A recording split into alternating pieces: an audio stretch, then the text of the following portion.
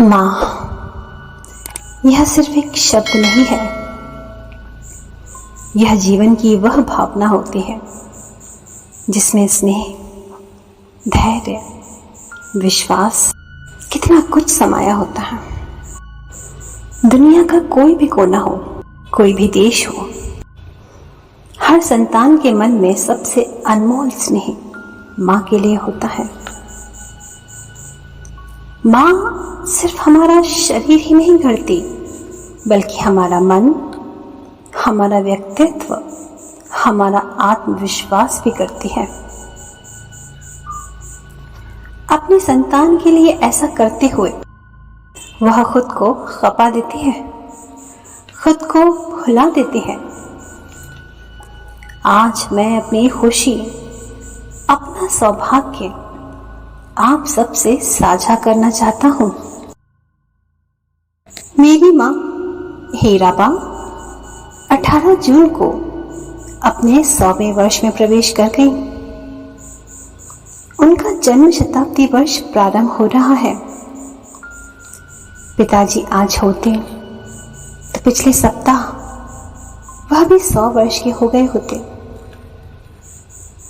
यानी 2022 एक ऐसा वर्ष है जब मेरी माँ का जन्म शताब्दी वर्ष प्रारंभ हो रहा है और इसी साल मेरे पिताजी का जन्म शताब्दी वर्ष पूर्ण हुआ है। मेरी माँ आज भी वैसी ही है। शरीर की ऊर्जा भले कम हो गई हो, लेकिन मन की ऊर्जा यथावत है। वैसे हमारे यहाँ जन्मदिन मनाने की कोई परंपरा नहीं रही, लेकिन परिवार में जो नई पीढ़ी के बच्चे हैं, उन्होंने पिताजी के जन्म शती वर्ष में इस बार 100 पौधे लगाए। आज मेरे जीवन में, मेरे व्यक्तित्व में जो कुछ भी अच्छा है, वह माँ और पिताजी की ही देन है। मेरी माँ जितनी सामान्य है, उतनी ही असाधारण भी। ठीक वैसे ही जैसे हर माँ होती है। जब मैं अपनी माँ के बारे में लिख रहा हूँ तो पढ़ते हुए आपको भी यह लग सकता है कि अरे, मेरी माँ भी तो ऐसी ही है। माँ की तपस्या उसकी संतान को सही इंसान बनाती है और उसे मानवीय संवेदनाओं से भरती है। माँ एक व्यक्ति नहीं, व्यक्तित्व नहीं, बल्कि माँ एक स्वरूप है। मेरी माँ का जन्म मेहसाणा जिले के विसनगर में हुआ। यह वड़नगर से बहुत दूर नहीं है। माँ को अपनी माँ यानी मेरी नानी का प्यार नसीब नहीं हुआ। एक शताब्दी पहले आई वैश्विक महामारी का प्रभाव तब बहुत वर्षों तक रहा था। उसी महामारी ने मेरी नानी को माँ से छीन लिया था। उन्हें मेरी नानी के बारे में कुछ भी याद नहीं।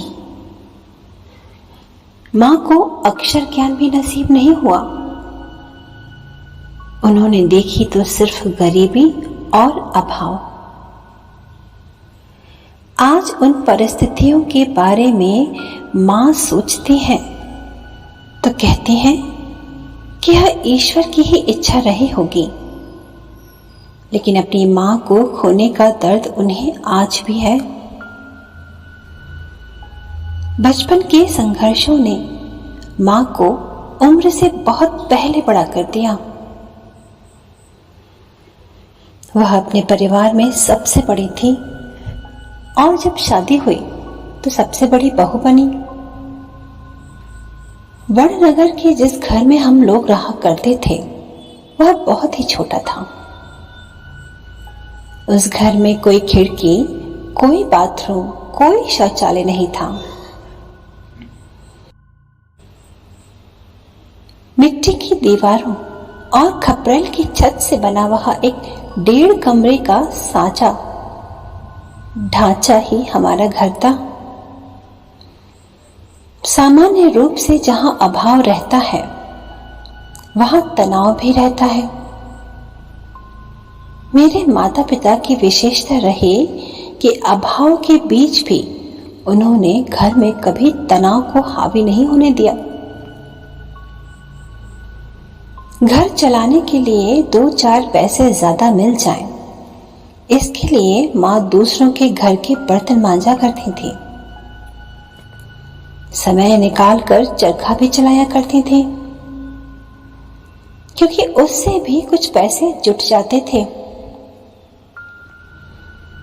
हमारा घर इतना पुराना हो गया था कि उसकी छत तेज बारिश सह नहीं पाती थी। पूरे घर में पानी ना भर जाए, घर की दीवारों को नुकसान ना पहुंचे, इसलिए माँ जमीन पर बर्तन रख दिया करती थी। छत से टपकता हुआ पानी उसमें इकट्ठा होता रहता था।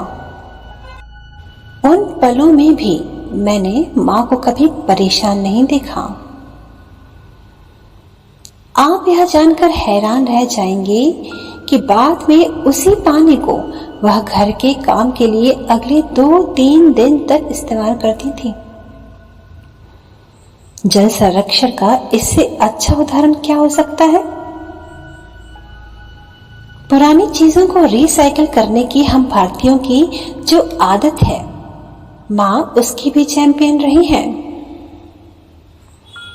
माँ इसे लेकर हमेशा बहुत नियम से चलती थी कि बिस्तर बिल्कुल साफ सुथरा हो। हर काम में परफेक्शन का उनका भाव इस उम्र में भी वैसा का वैसा ही है। जो साफ सफाई के काम करता है उसे माँ बहुत मान देती है। वड़नगर में हमारे घर के पास जो नाली थी, जब उसकी सफाई के लिए कोई आता था तो माँ बिना चाय पिलाए उसे जाने नहीं देती थी।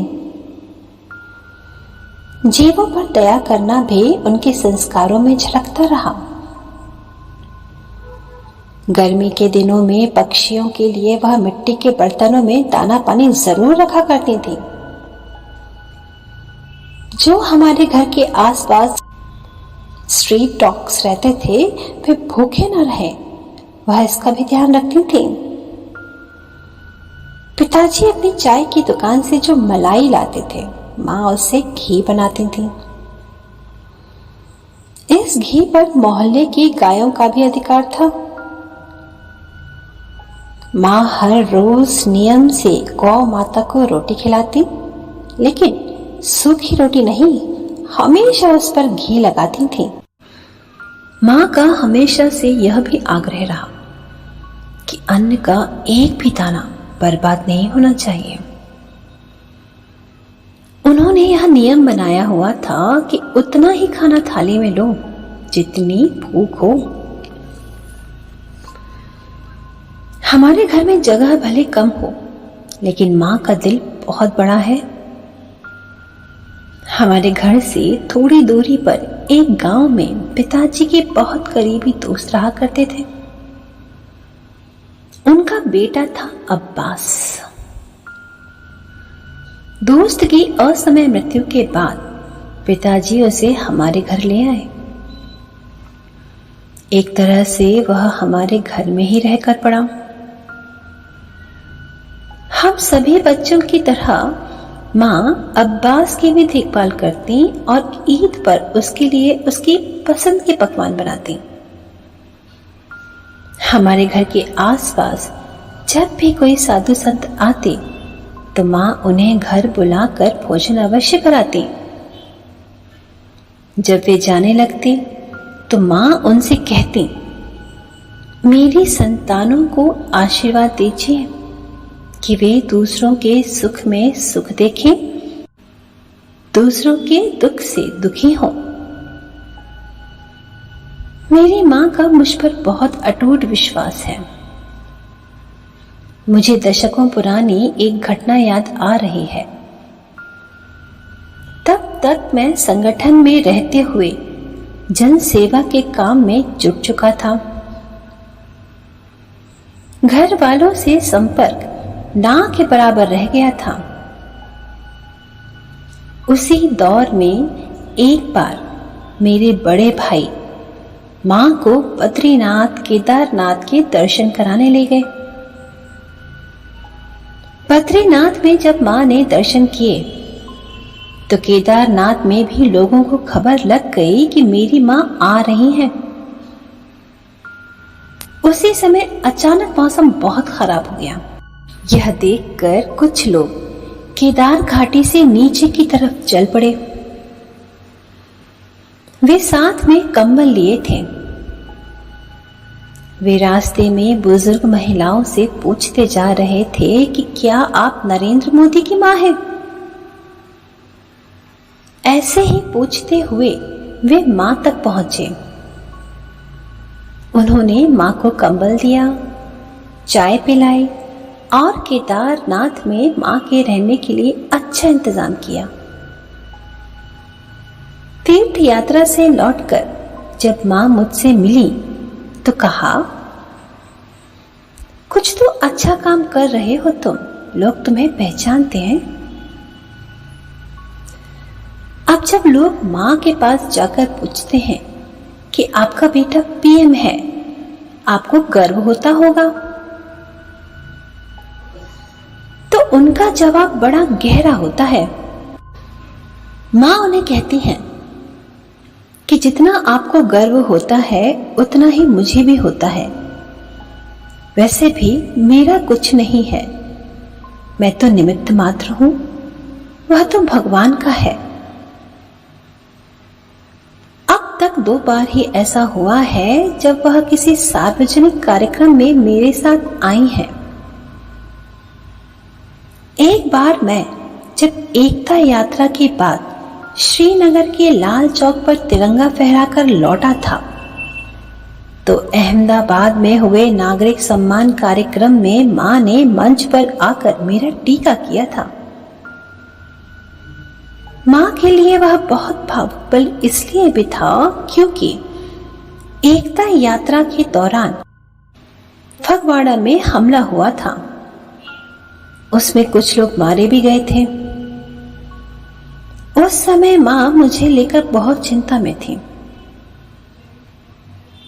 दूसरी बार वह सार्वजनिक तौर पर मेरे साथ तब आई जब मैंने 20 साल पहले पहली बार मुख्यमंत्री के रूप में शपथ ली थी।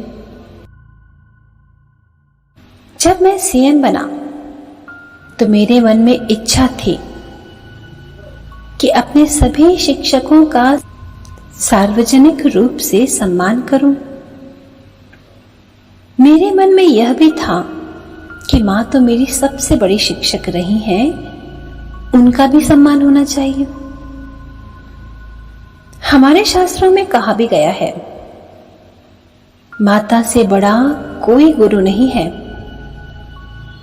इसलिए मैंने मां से भी कहा कि आप भी मंच पर आइएगा, लेकिन उन्होंने कहा, देख भाई, तुम्हारा मेरी कोख से जन्म लेना लिखा हुआ था, तुम्हें मैंने नहीं भगवान ने गढ़ा है।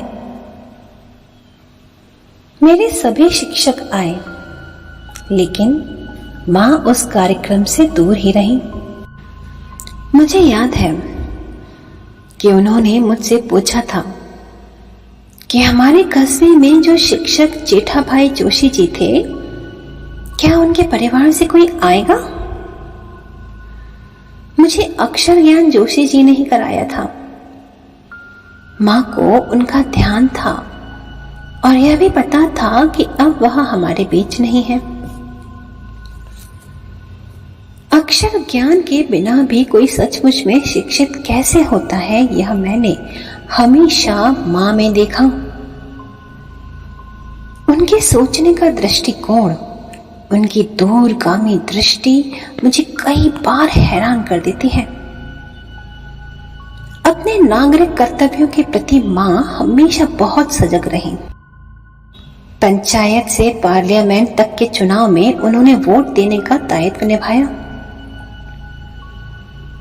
कई बार मुझे वह कहती है कि देखो भाई, पब्लिक का, ईश्वर का आशीर्वाद तुम्हारे साथ है, तुम्हें कभी कुछ नहीं होगा। वह बोलती हैं कि खुद को स्वस्थ रखना, क्योंकि शरीर अच्छा रहेगा तभी तुम अच्छा काम भी कर पाओगे।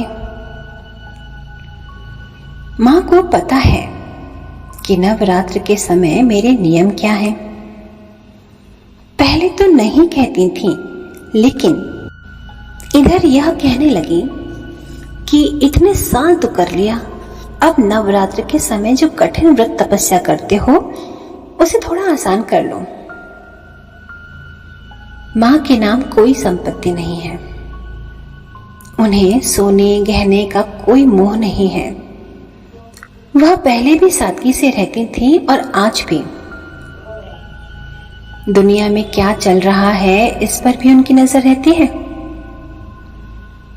हाल फिलहाल मैंने उनसे पूछा कि आजकल टीवी कितना देखती हो। उन्होंने कहा कि टीवी पर तो जब देखो तब सब आपस में झगड़ रहे होते हैं। हाँ, कुछ हैं जो शांति से समझाते हैं और मैं उन्हें ही देखती हूँ। माँ इतना कुछ गौर कर रही हैं, यह जानकर मैं चकित रह गया। उनकी तेज याददाश्त से जुड़ी एक बात मुझे याद आ रही है। ये 2017 की बात है, जब मैं यूपी चुनाव के आखिरी दिनों में काशी में था। वहां से मैं अहमदाबाद गया तो मां के लिए काशी से प्रसाद लेकर भी गया। उन्होंने पूछा कि क्या काशी विश्वनाथ महादेव के दर्शन भी किए। मां पूरा ही नाम लेती हैं, काशी विश्वनाथ महादेव। फिर पूछा कि क्या मंदिर तक जाने का रास्ता अब भी वैसा ही है। ऐसा लगता है किसी के घर में मंदिर बना हुआ है। मैंने हैरान होकर उनसे पूछा कि आप कब गई थी। मां ने बताया कि बहुत साल पहले गई थी। मां में जितनी ज्यादा संवेदनशीलता है, सेवा भाव है, उतनी ही ज्यादा उनकी नजर भी पारखी है। दूसरों की इच्छा का सम्मान करने और दूसरों पर अपनी इच्छा न थोपने की भावना मैंने मां में बचपन से ही देखी। बचपन से वह मेरे मन में एक अलग ही प्रवृत्ति पनपते हुए देख रही थी। उन्हें आभास हो रहा था कि मैं कुछ अलग ही दिशा में जा रहा हूं। मुझे याद है, एक बार हमारे घर के पास गिरी महादेव मंदिर में एक महात्मा जी आए हुए थे। मैं उनकी सेवा में जुटा हुआ था। उसी दौरान मेरी मौसी की शादी पड़ गई। मां बहुत उत्साह में थी। सब अपनी तैयारी में जुटे थे, लेकिन मैंने मां से कहा कि मैं शादी में नहीं जाना चाहता। मां ने वजह पूछी तो मैंने उन्हें महात्मा जी वाली बात बताई। मां को दुख जरूर हुआ, लेकिन वह यही बोली कि ठीक है, जैसा तुम्हारा मन करे वैसा करो।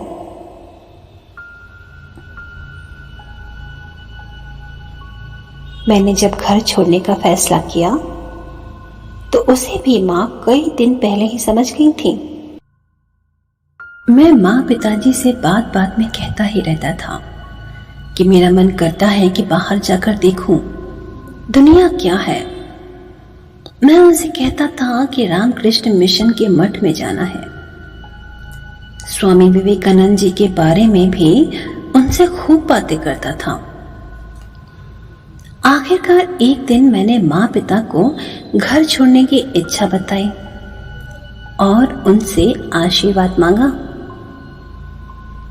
पिताजी बहुत दुखी हुए, थोड़ा खिन्न होकर बोले, तुम जानो तुम्हारा काम जाने।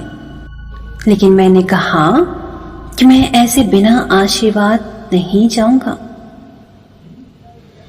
मां को मेरे बारे में सब कुछ पता था ही। वह बोली कि जो तुम्हारा मन करे वही करो। हाँ, पिताजी की तसल्ली के लिए उन्होंने उनसे कहा कि वह चाहे तो मेरी जन्म पत्री किसी को दिखा लें। हमारे एक रिश्तेदार को ज्योतिष का ज्ञान था। पिताजी मेरी जन्म पत्री के साथ उनसे मिले। जन्म पत्री देखने के बाद उन्होंने कहा कि उसकी तो राह ही कुछ अलग है। ईश्वर ने जहां तय किया है वह वहीं जाएगा। इसके कुछ घंटों बाद मैंने घर छोड़ दिया। तब तक पिताजी सहज हो चुके थे। उन्होंने मुझे आशीर्वाद दिया। मां की ममता कितनी ही कठोर होने की कोशिश करे, लेकिन जब उसकी संतान घर से दूर जा रही हो तो वह पिघल ही जाती है। मां की आंख में आंसू थे, लेकिन मेरे लिए खूब सारा आशीर्वाद भी था। मां मुझसे गुजराती में ही बात करती हैं। गुजराती में तुम के लिए तू और आप के लिए तमे कहा जाता है। लेकिन जब मैंने घर छोड़ा तो उसके बाद कभी भी उन्होंने मुझसे तू कहकर बात नहीं की।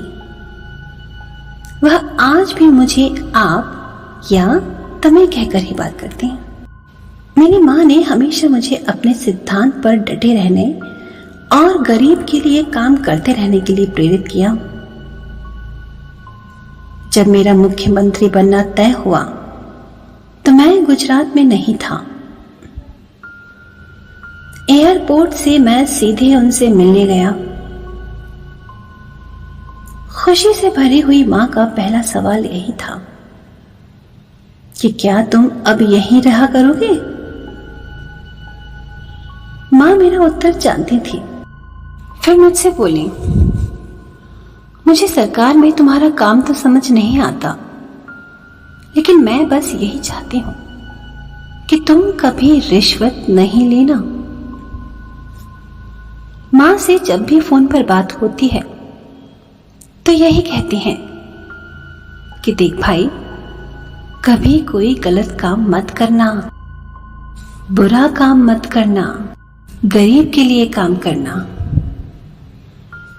आज अगर मैं अपनी मां और अपने पिता के जीवन को देखूं तो उनकी सबसे बड़ी विशेषताएं रही हैं ईमानदारी और स्वाभिमान। गरीबी से जूझते हुए परिस्थितियां कैसी भी रही हों,